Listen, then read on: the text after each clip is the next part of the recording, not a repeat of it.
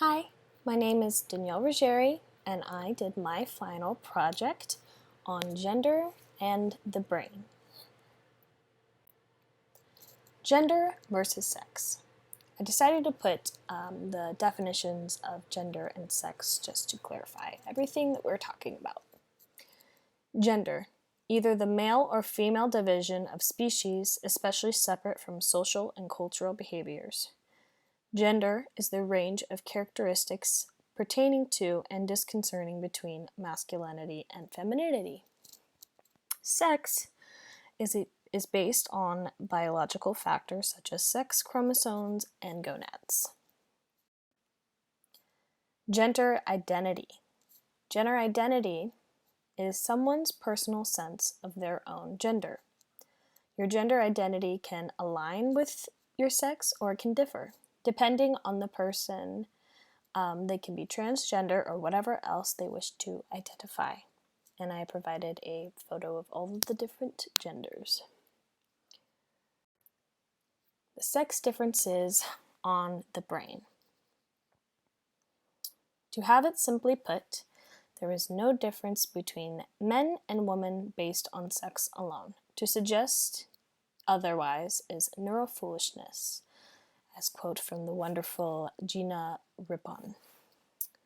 The idea of the male brain and the female brain suggests that each is a characteristically homogeneous thing, and that whoever has a male brain, say, will have the same kind of aptitudes, preferences, and personality as everyone else with that type of brain.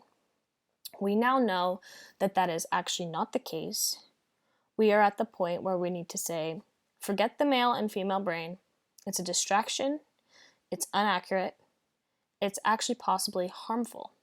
2, because it's used as a hook to say, well, there's no point in girls doing science because they don't have a science brain, or boys shouldn't be emotional or should want to leave, or compassion, like boys don't cry. Like that's not, let's throw that in the trash now. Neurosexism. A gendered world will create a gendered brain. This statement simply means if you are born as a man, woman, or transgender, it does not mean that any one of us is superior to another. Neurosexism is real, and for many years women were looked as lesser just because of their gender. For example, the wonderful Gina, when she was growing up, her brother was sent to a private all-boys Catholic academic school, and she was sent to be a nun. Even though she wanted to be in academics and study, just when she was growing up, that wasn't something that she was allowed to even do. Neurosexism has pervaded in attempts to understand difference at the brain level. Epigenetic marks.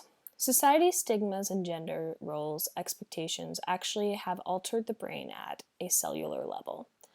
These expectations actually can be visibly seen on our brains as epigenetic marks. These marks are what fuel biological functions, and they hold memory, development, and disease disability. Epigenetic marks help determine which genes are expressed and are sometimes passed on from cell to cell as they divide. They also can be passed down from one generation to the next. This Sydney-based artist, Kim Letu-Weiler, is known for her colorful paintings of the LGBTQ identified and queer allied women. Many of her subjects are close friends, pictured against bold patterns in a celebration of diversity, androgyny, body art, gender confirmation surgery, and piercings that are not uncommon among the people you see in her work. Here are my works cited. And thanks so much for watching. I hope you guys have a great rest of your day, and I've had such a wonderful time in this class. Thank you.